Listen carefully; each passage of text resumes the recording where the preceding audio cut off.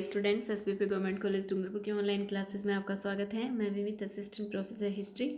आज हम BA third year history में जो आपका वेस्टर्न वर्ल्ड वाला पेपर है उसके एक टॉपिक वियना कांग्रेस के कार्यों का मूल्यांकन देखेंगे।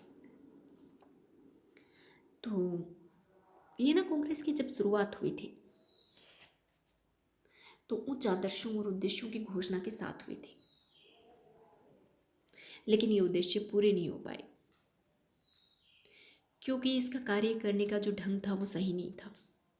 सब राष्ट्र केवल अपने स्वार्थों की पूर्ति में लगे हुए थे।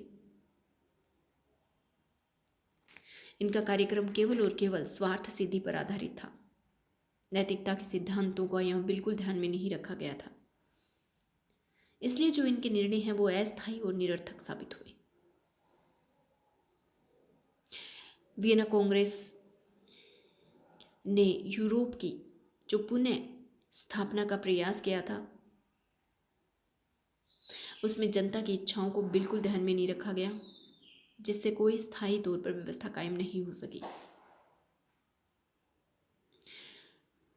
इसने सिर्फ शक्ति संतुलन के सिद्धांत के आधार पर राष्ट्रीय सीमा का निर्धारण कर दिया। जनमत की उपेक्षा की गई।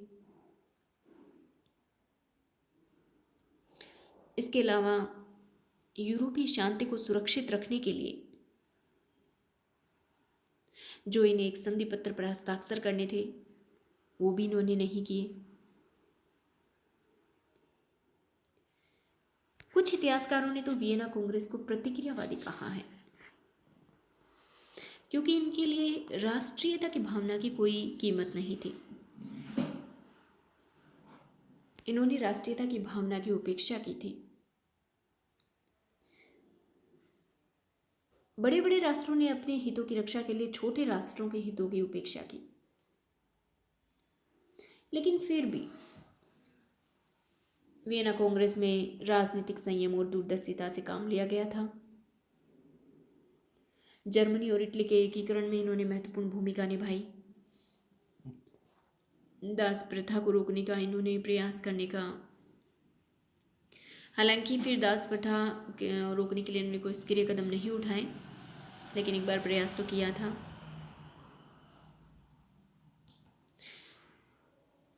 राज्यों की अराजकता को नष्ट करने की दिशा में भी महत्वपूर्ण काम किए थे। अंतर्राष्ट्रीय संविधान का भी निर्माण किया था इन्होंने,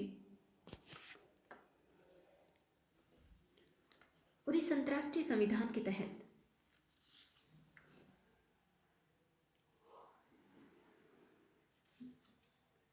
देशों का आपसी व्यापार,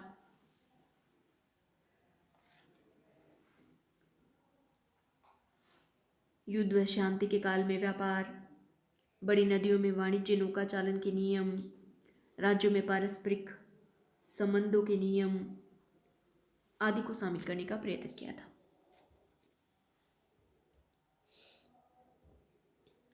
तो इन सब कार्यों के कारण ही यूरोप में 40 वर्षों तक शांति बनी रही। एक तरह से पहली बार अंतर्राष्ट्रीय विषयों पर बातचीत करने के लिए ये वियना कांग्रेस रूपी बैठक बुलाई गई थी। इसने यूरोप की व्यवस्था का संगठन किया था और इसे ही हम प्रथम अंतर्राष्ट्रीय संगठन कह सकते हैं। तो यह भी एक बहुत बड़ी उपलब्धि थी। यानी यूरोप में लगभग 40 वर्षों तक शांति की स्थापना वियना कांग्रेस ने की, यह भी उसकी एक बहुत मुख्य उपलब्धि है, क्योंकि यूरोप वासियों को उस समय इसी की सबसे ज्यादा जरूरत थी।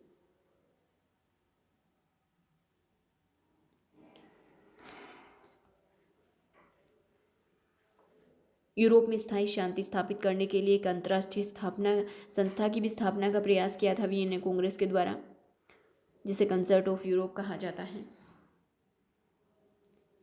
इसी के आधारशिला पर आगे चलकर राष्ट्र संघ, संयुक्त राष्ट्र संघ का निर्माण हुआ।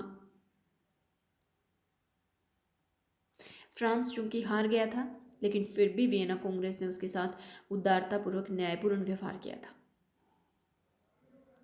हारने के बावजूद फ्रांस को वियना कांग्रेस में प्रतिनिधित्व दिया गया, जबकि प्रथम विश्व युद्ध जब हुआ था तो उसके बाद जो वर्साई की संधि हुई थी उसमें हारे हुए राष्ट्र जर्मनी को प्रतिनिधित्व नहीं मिला था।